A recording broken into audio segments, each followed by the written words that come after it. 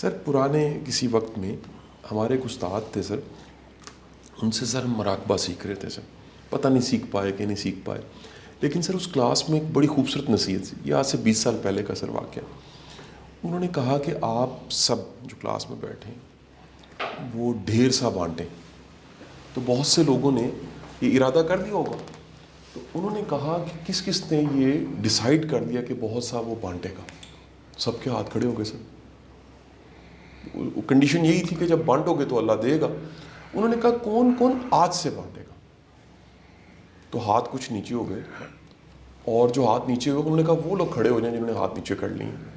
تو وہ جو ہاتھ نیچے تھے ان کو کھڑا کیا گیا کلاس میں، تو ان سب کا بیان ایک ہی تھا کہ اتنا ہے ہی نہیں، جب اتنا ہے ہی نہیں تو ہم کیسے بانٹیں، سو جب آئے گا تب ہم بانٹیں گے۔ تو اس ٹیچر نے سب کو نیچے بٹھایا اور کہا کہ جو یہ انتظار کر رہا ہے کہ آئے گا تو میں بانٹوں گا، اس کے پاس کبھی نہیں آئے گا۔ بالکل صحیح بات ہے۔ لہٰذا جو آج بانٹ سکتا ہے، اصل میں تو دل کی بات ہے سر، جو آج بانٹ سکتا ہے اس کے پاس کل بھی ہوگا۔ پھر انہوں نے مثال بڑی اچھی دی سر، کنکلوژن اور کویشچن آ جائے گا سر۔ انہوں نے سر بورڈ پہ نا سر ایک دل بنایا، بڑا سا دل تھا سر، اور اس کے اندر چھوٹا سا ایک بچہ تھا سر، ڈرا کر دیا سر۔ پھر دل کا سائز چھوٹا کیا اور بچے کا سائز بڑا کیا، پھر ایک بڑا سا بندہ بنایا سر اور اس میں چھوٹا سا دل کر دیا۔ انہوں نے کہا ہوتا یہ ہے کہ جیسے جیسے بندہ بڑا ہوتا ہے دل چھوٹا ہونا پڑتا ہے۔ انہوں نے کہا جو آج دل بڑا کر لے گا سر۔ میں سر سوال یہ حدیث کے ساتھ جوڑنا چاہوں گا، اللہ کے رسول صلی اللہ علیہ وسلم کی انتہائی خوبصورت سر حدیث ہے۔ حضور کی ذات گرامی صلی اللہ علیہ وسلم آپ نے فرمایا کہ جو صدقہ ہے سر وہ ضرورت مند کے ہاتھ میں بعد میں جاتا ہے، پہلے اللہ کی بارگاہ چلا جاتا ہے۔ بے شک، یعنی اس کی سپیڈ سر پہنچنے کی یہ ہوتی ہے سر۔ سر یہ جو یقین ہے کہ اس ایکو سسٹم کو، یہ لاز آف نیچر کو بنانے والا خالق ہے، درویش اس یقین کو کیسے حاصل کر لیتا ہے کہ وہ سخی رب سے پالا پڑ گیا، وہ خالی ہاتھ جانے نہیں دے گا سر۔ یہ ایمان اور یہ یقین یعنی اخلاص کہاں سے حاصل کیا جائے یہ بولے؟ اس کا ایک لفظ میں جواب دیا جا سکتا ہے، شکر سے۔ جب انسان کے اندر شکر کا جذبہ پیدا ہوتا ہے، وہ رب کا شکر دل سے کرنے لگتا ہے، تو ایک عجیب و غریب تبدیلی آتی ہے انسان میں۔ اس شکر کے ساتھ دو چیزیں پیدا ہو جاتی ہیں، ایک عاجزی اور دوسری رب کی عظمت کا اقرار۔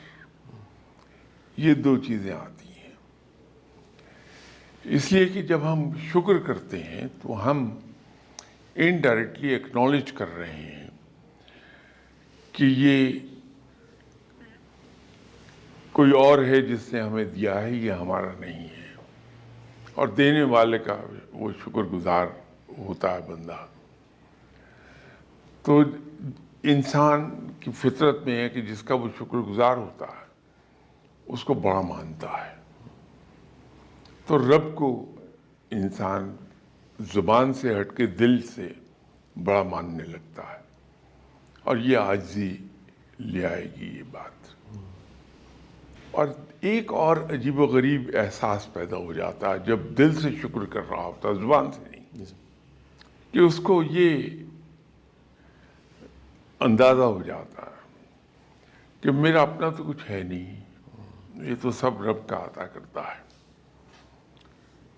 تو جب یہ سب کچھ رب کا عطا کردہ ہے تو میں اس میں دوسروں کو حصے دار بنا لوں، اور دوسروں کو حصے دار جب وہ بناتا ہے تو تقسیم کر رہا ہوتا ہے، اور وہ جو جس کو آپ ایکو سسٹم کہہ رہے ہیں وہ ایکٹیویٹ ہو جاتا ہے۔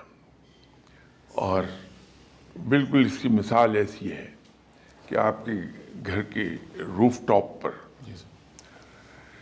واٹر ٹینک بنا ہوا ہے، اس کو پانی کی سپلائی جا رہی ہے جو میونسپل کارپوریشن کی ہے۔ آپ کے واٹر ٹینک سے ٹیپ کنیکٹڈ ہیں، آپ ان ٹیپس کو کھولتے نہیں ہیں اس خوف سے کہ میرا واٹر ٹینک خالی نہ ہو جائے۔ نتیجہ یہ ہے کہ اس واٹر ٹینک کے اندر جو پانی پہلے سے موجود ہے اس کی موجودگی کی وجہ سے فریش واٹر نہیں اس میں آتا. 2-3 دن کے بعد آپ کو اسمیل آنی شروع ہو جائے گی, وہ سٹیل ہو جائے گا. اگر ٹیپ کھول دیں آپ اور استعمال کرتے رہیں, میں یہ نہیں کہہ رہا ضائع کریں, جی سر. ضرورت کے مطابق استعمال کریں اس کو, تو پانی بہتا رہے گا, فریش آتا رہے گا. تو اس چیز کا احساس انسان کو اس وقت ہوتا ہے جی سر. جب وہ اللہ کا شکر گزار بندہ بنتا ہے اور ایک اس کے اندر ایک چینج آتی ہے کہ وہ دوسروں کو دینا سیکھ لیتا ہے. کیونکہ شکر گزاری کا بہترین طریقہ یہ ہے کہ جو کچھ ہمارے پاس ہے جی سر. ہم اللہ کے دوسرے بندوں میں اپنے حسب استطاعت بڑی خاموشی کے ساتھ خدمت کر دیں. لیکن جب ہم کسی کی خدمت کرتے ہیں جی سر. ہمیں ایک بات یاد رکھنا چاہیے کہ ہم کسی کو کچھ دے نہیں سکتے, کیونکہ ہم تو خود محتاج ہیں رب تعالیٰ کے. بے شک. تو ایک محتاج دوسرے محتاج کو کیا دے سکتا ہے؟ ایسا ہاں, ہم خدمت کر سکتے ہیں.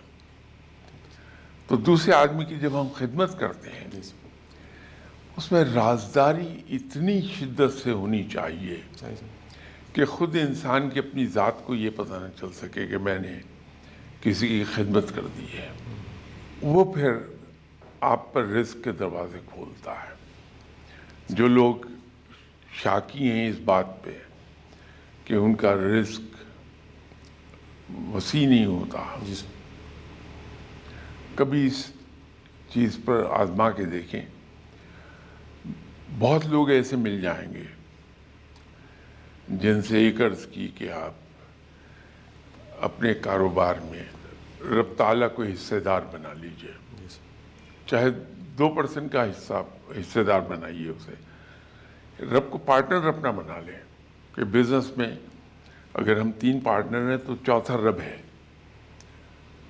تو اس کے حصے کی یہ پرسنٹیج ہے. اور پوری دیانتداری کے ساتھ آپ وہ حصہ رب تعالیٰ کا علیحدہ کرتے جائیے, اور پھر بغیر یہ سوچے کہ کون لے کے جا رہا ہے صحیح سر. وہ دے دیجئے, اس لیے کہ وہ رب کا حصہ ہے اور رب پر سب کا حق ہے. اس لیے کہ وہ رب ہے, اس کے تو نام سے ہی پتہ ہے کہ وہ رب ہے, بالکل ٹھیک. پالنے والا ہے. ٹھیک سر. تو اس کی مخلوق کا اس پر حق ہے, کوئی لے جائے آ کے. تو میں نے ایسے بلا مبالغہ سینکڑوں لوگوں کو دیکھا ہے کہ جنہوں نے اپنے کاروبار میں رب کو حصے دار بنایا اور ان پہ رزق کے دروازے ایسے کھلے جیسے کوئی فلڈ گیٹ کھل گیا ہے. ٹھیک سر. تو ایون گھر کے اندر جی سر. ہمارے بچپن میں ہم نے دیکھا کہ ہماری والدہ, اور اسی طرح تقریباً سبھی گھروں میں تھا اس زمانے میں, ایک وتیرہ یہ تھا کہ خاص طور پہ رات کے کھانے میں اس وقت تک کھانے کو ہاتھ نہیں لگاتے جب تک کہ اس کھانے میں سے رب کے نام پر اسے کسی 1-2 بندوں کی خدمت نہ کر دیں. ٹھیک سر. یہ انویریبلی تقریباً میری نظر کی, میری جاننے کی حد تک سبھی گھروں کا وتیرہ تھا ٹھیک سر. کہ رات کا جب کھانا ہے اس میں سے پہلے اللہ کے نام کا نکلتا تھا, صدقہ نہیں, خیرات بھی نہیں, بس اللہ کے نام پر. ٹھیک سر. تو وہ کسی نہ کسی کے گھر میں بڑے احترام سے بھیج دیا جاتا تھا. یہ کام اگر آج بھی ہم کر لیں تو بڑے سکھی ہو جائیں گے. صحیح سر.